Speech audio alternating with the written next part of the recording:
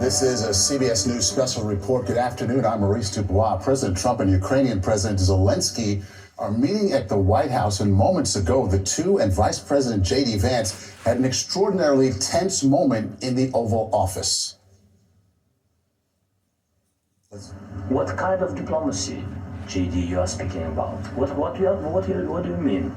I'm talking about the kind of diplomacy that's going to end the destruction of your country. Yes, but if you Mr. President, with respect, I think it's disrespectful for you to come into the Oval Office and try to litigate this in front of the American media. Right now, you guys are going around and forcing conscripts to the front lines because you have manpower problems. You should be thanking the president for trying to bring it into this conflict. Have you ever been to Ukraine? Did you say what problems we have? I have been to. Come once. I've actually watched and seen the stories, and I know what happens is you bring them on a propaganda tour, Mr. President. Do you disagree that you've had problems bringing people in your military? And do you think that it's respectful to come to the Oval Office of the United States of America and attack the administration that is trying to prevent the destruction of your country? A lot of questions. Let's start from the beginning. Sure. First of all, during the war, everybody has problems, even you, but you have nice ocean and don't feel now, but you will feel it in the future. God bless. You don't know that. God bless. God bless. You will not have a war. Don't tell us what we're going to feel. We're trying to solve a problem. Don't tell us what we're going to feel. I'm not telling you. Because you're in no position to dictate that. That's exactly what you're doing. You're in no position to dictate what we're going to feel. We're going to feel very good. You will feel influence. We're going to feel very good and very strong. You will feel influence. You're right now not in a very good position. You've allowed yourself to be in a very bad position, and he happens to be right about it. From the very beginning of the war. You're not in a good position. You don't have the cards right now. With us, you start having cards. Right now, you don't have. You're playing cards. You're playing cards. You're gambling with the lives of millions of people. You're gambling with World War III. You're gambling with World War III. And what you're doing is very disrespectful to the country, this country, that's back to you, far more than a lot of people said they should have. Have you said thank you once? This entire meeting? No, in this entire meeting that you said thank you. You went to Pennsylvania and campaigned for the opposition in October. Offer some words of appreciation for the United States of America and the president who's trying to save your country. Please, you think that if you will speak very loudly about the war, you can... He's not speaking loudly. He's not speaking loudly. Your country's in big trouble. Can I answer? No, you've done a lot of talking. Your country is in big trouble. I know. You're not winning. You're not winning this. You have a damn good chance of coming out okay because of us. Mr. President, we are staying in our country, staying strong from the very beginning of the war. We've been alone, and we are thankful. I said thanks you haven't been in this alone. cabinet. You haven't been alone. In this cabinet. We gave you, through this stupid president, $350 billion. We gave you military equipment, and you men are brave, but they had to use our military. If you didn't have our military equipment, this war would have been over in 2 weeks. In 3 days, I heard it from Putin. In 3 days, this is something. Maybe less. In 2 weeks, of course, yes. It's going to be a very hard thing to do business like this. And to say thank you. I said a lot of times to American people. Except that there are disagreements, and let's go litigate those disagreements rather than trying to fight it out in the American media when you're wrong. We know that you're wrong. But you see, I think it's good for the American people to see what's going on. I understand, sir. I think it's very important. That's why I kept this going so long. You have to be thankful. You don't have the cards. You're buried there. Your people are dying. You're running low on soldiers. Listen, you're running low on soldiers. It would be a damn good thing. And then you tell us, I don't want a ceasefire. I don't want a ceasefire. I want to go and I want this. Look. If you could get a ceasefire right now, I tell you, you take it so the bullets stop flying and your men stop getting killed. Of course, we want to stop the war. But you're saying you don't want a ceasefire? But I said to you, I want a ceasefire. Guarantees. Because you'll get a ceasefire faster than an agreement. Ask our people about ceasefire, what they think. That wasn't with me. That wasn't with me. That was with a guy named Biden, who was not a smart person. That was with Obama. It was your president. Excuse me. That was with Obama, who gave you sheets, and I gave you javelins. Yes. I gave you the javelins to take out all those tanks. Obama gave you sheets. In fact, the statement is Obama gave sheets and Trump gave javelins. You got to be more thankful, because let me tell you, you don't have the cards. With us, you have the cards.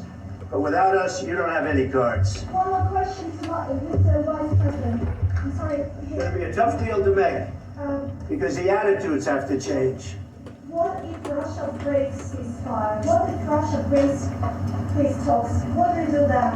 I understand that it's a heated conversation right now. What are you saying? She's asking, what if Russia breaks the ceasefire? What if anything? What if a bomb drops on your head right now? Okay? What if they broke it? I don't know. They broke it with Biden, because Biden, they didn't respect him. They didn't respect Obama. They respect me. Let me tell you, Putin went through a hell of a lot with me. He went through a phony witch hunt where they used him and Russia. Russia. You ever hear of that deal? That was a phony Hunter Biden, Joe Biden scam. Hillary Clinton, Shifty Adam Schiff. It was a Democrat scam. And he had to go through that. And he did go through it. We didn't end up in a war. And he went through it. He was accused of all that stuff. He had nothing to do with it. It came out of Hunter Biden's bathroom. It came out of Hunter Biden's bedroom. It was disgusting. And then they said, oh, the laptop from hell was made by Russia. The 51 agents. The whole thing was a scam. And he had to put up with that. He was being accused of all that stuff. All I can say is this.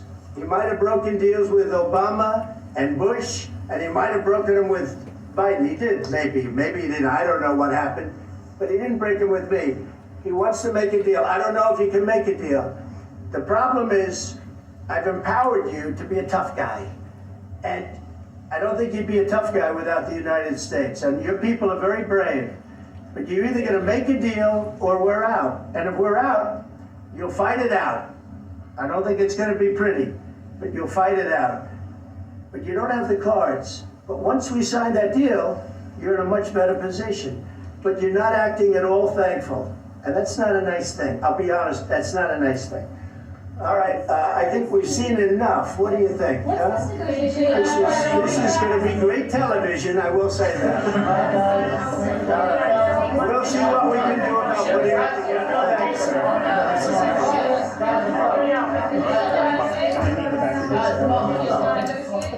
Extraordinary moments there in the White House. Moments ago, Donald Trump meeting with Zelensky, President Zelensky of Ukraine. Vice President J.D. Vance there as well. It devolved quickly into a shouting match. Donald Trump saying things like, you're in no position to dictate the terms of what we're doing here. You're gambling with World War III. You don't have the cards. You got to be more thankful. And then he put a punctuation point on it here that you are just going to make a deal or we are out. With that, I want to bring in Face the Nation moderator and Chief Foreign Affairs correspondent Margaret Brennan. Unbelievable moments there, Margaret. What did you make of what you just saw? Well, Maurice, that meeting went just about as poorly as it possibly could for Ukraine, which relies so heavily on U.S.-made weaponry, even if European allies are helping to supply it. It is U.S.-made weapons that the Ukrainians are relying on. The president repeatedly pointing back to that. A few things there that seem to have ignited this exchange in front of the camera. It was J.D. Vance who jumped into the conversation, arguing that there is a path to peace through diplomacy. The thing that seemed to be the irritant was when President Zelensky pointed out that there had been repeated diplomatic deals with Vladimir Putin of Russia to stop the Ukraine invasion, but that was back after the 2014 partial invasion. And President Zelensky made that point, saying we have had ceasefires and Russia has violated them and just used it to rebuild and then go through with this full-scale invasion. He pointed out that that happened not just on President Obama's watch, but then on President Trump's. It was the so-called Minsk agreement that fell apart in 2019. Donald Trump was president of the United States at that point. So while you hear President Trump repeatedly say, Vladimir Putin hasn't broken deals on my watch, Zelensky was pointing out, actually, this did happen on your watch. President Trump also pushing at him, saying, it was my first administration that provided Ukraine weapons, defensive weapons. That is an accurate statement. the Obama administration did not provide defensive weaponry to Ukraine after that 2014 invasion, afraid it would somehow provoke Vladimir Putin. It was Javelin missiles in 2017 that the United States did provide under Donald Trump to Ukraine. So there was this sort of rewriting of history going back and forth here. And it was J.D. Vance, the vice president, who jumped in, sort of defending Donald Trump and also saying to President Zelensky, you haven't been thankful enough. One other fact here that I want to go back to for the record, you heard President Trump say we gave $350 billion to Ukraine.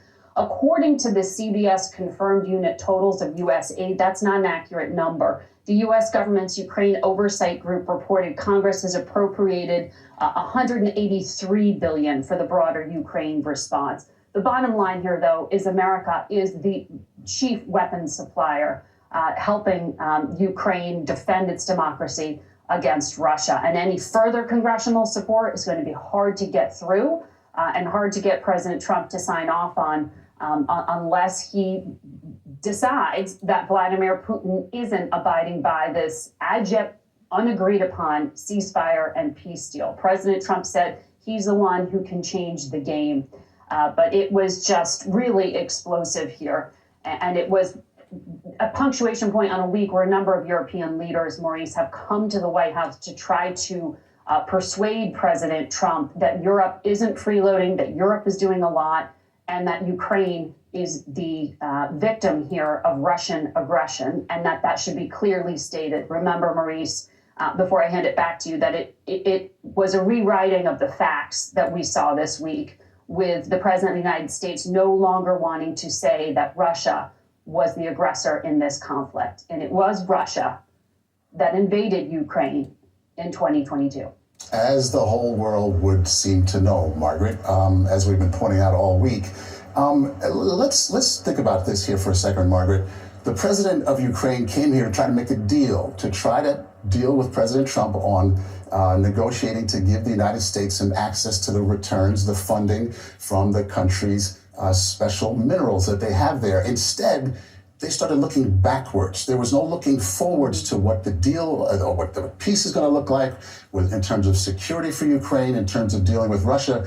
This all went backwards. I've never seen anything go backwards like that and sideways as well at the same time. Margaret, have you? No, I haven't. And Maurice, you put your finger on something very, very important there, which is that there was a lot of baggage that came into that room with President Zelensky when he walked in and sat down across from President Trump. And President Trump went there. He went back and started, actually it was towards a reporter, the President of the United States started yelling, what if a bomb fell on your head? Saying like basically anything can happen. But then he started talking about Russian election meddling. If you remember, in 2016, with the first election of Donald Trump to the presidency, there were extensive investigations run by Congress, run by the FBI, into the degree to which Russian disinformation efforts and meddling in the electoral process may have influenced the outcome. President Trump, whenever Russia comes up as a topic, often refers to it. He did it yesterday in the Oval Office yesterday, also sitting next to the UK Prime Minister, said when it comes to Vladimir Putin, he went through what he calls the Russian election hoax with me. I don't know what he's meaning by that, but he brought up the 2016 election meddling in 2025. And with Volodymyr Zelensky, you remember he also has a unique place in the first Trump administration's history because it was that phone call that then became public discussing U.S. aid to Ukraine that was and whether it was withheld for political purposes, that was the focus of the first impeachment of Donald Trump. The President of the United States just brought up Hunter Biden's bathroom, and I think that was a reference back to that impeachment episode. So, Maurice, there was a lot of baggage that was brought into this conversation, which was supposed to be about a minerals agreement and investment between the U.S. and Ukraine. Kind of lost at the moment. Okay, Margaret Brennan, thank you so much for the insight. Let's head over to Nancy Cordes, Chief White House Correspondent. Nancy, that was really something to witness. Where do we go from here? That is a great question, Maurice, because the leaders are meeting behind closed doors right now, and after that, they're supposed to hold a news conference with the president standing side by side, two podiums with President Zelensky, and we're asking whether that news conference is still going to go forward after the spectacle that we just witnessed in the Oval Office. What I can tell you is that at this hour, TV news crews are still setting up for that news conference as if it's happening, and the White House press secretary a few minutes ago posted the video of that tense exchange and said, quote, President Trump and Vice President Vance are standing up for the American people. So the Trump White House is owning this moment. They are trumpeting this moment. They are making sure that it gets out there. And the question is where we go from here, because ostensibly Zelensky had come here to Washington to sign a minerals deal. And obviously what happened in the Oval Office is that as they talked to reporters for about 45 minutes before you even got to that very combative exchange at the very end, the tension was ratcheting up the entire time because President Trump wanted to talk about this big, beautiful minerals deal and how the U.S. was going to be an investor and what the U.S. was going to get out of it, while Zelensky, unsurprisingly, wanted to focus much more on security for his country and a peace deal and trying to make the case in front of the cameras to President Trump and obviously the vice president that Vladimir Putin was someone who couldn't be trusted and that, in his words, Putin was a terrorist who doesn't abide by the rules of war or the rules of peace. And that appears to be what really rankled President Trump. And eventually, after taking questions and making their various positions known for 45 minutes, led to this outburst. Nancy, I know you've been in the Oval many times. You've covered the White House for a good long time. Has anything like that ever materialized before your eyes? Well, certainly not in the Biden years, Maurice, and part of that is because typically when President Biden and most presidents welcome a foreign leader into the Oval Office, a small group of reporters is allowed in, just like I was yesterday when Prime Minister Keir Starmer of the UK was visiting. We're allowed in, the two men are sitting in chairs, or the two leaders are sitting in chairs, just like you see there.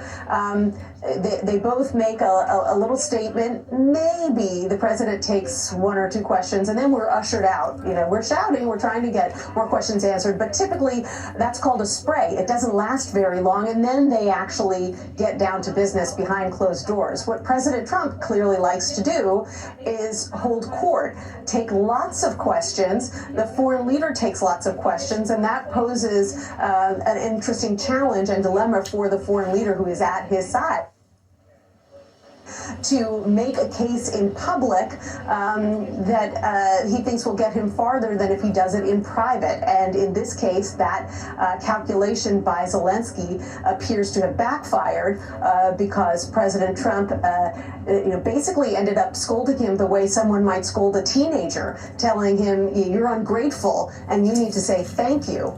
And the situation just evolved from there. Yeah, it's supposed to be a photo op, Nancy, but you're gambling with World War III came out of that eventually from President Trump. Nancy Cordes at the White House, thank you. Let's go to our Imtiaz Tayeb in Kyiv in Ukraine. I don't know, Imtiaz, if you've had a chance to gauge any kind of reaction at this point. I know it's early, but what'd you make of what you saw? It is quite a scene at the White House here in Kyiv. People, of course, are digesting what they've just seen. We've been looking online trying to see what the sort of mood here is in Ukraine. Some of the quotes coming out are, and again, this is online, some saying, bring back nuclear weapons to Ukraine. Of course, Ukraine denuclearized itself some time ago. But really what we're seeing is a lot of support for Zelensky. In fact, we were also speaking a little bit earlier to a senior Ukrainian official who said that the Ukrainian president was, in his words, quote, ambushed by President Trump and the vice president as well. Take from that what you will, but I think many Ukrainians who will no doubt be seeing this later tonight, or indeed when they wake up in the morning, will be shocked by the scenes that they saw in the White House. Again, this was an extraordinary scene, because you have to remember, just 24 hours ago, we heard from President Trump where he walked back calling or accusing Volodymyr Volodymyr Zelensky of being a dictator. That, of course, is not true. It's a false statement. And so there was some hope that Mr. Zelensky would go to the White House, that this deal would be signed, and these two leaders could potentially turn the page. And it doesn't really look like that's happened. You only have to look at that image that we've seen. There's a photo going around of the Ukrainian ambassador to the U.S., and you can see her very clearly with her head in her hands. And I think that really sums up how a lot of people here in Ukraine are feeling about what they just saw at the White House. Okay, MTS Tayeb, there is that image right there, head in hands. Cannot believe what she just saw, or what anybody just saw for that matter. We're going to continue to cover this. As we mentioned, we're expecting President Trump and Ukraine's President Zelensky to hold a joint news conference at some point this afternoon. Don't know if it's on or off. We're expecting it to still be on. We'll bring it to you live when it does happen. Our coverage will continue on CBS News 24/7, your local news, and tonight on the CBS Evening News. This has been a CBS News Special Report. I'm Maurice Dubois.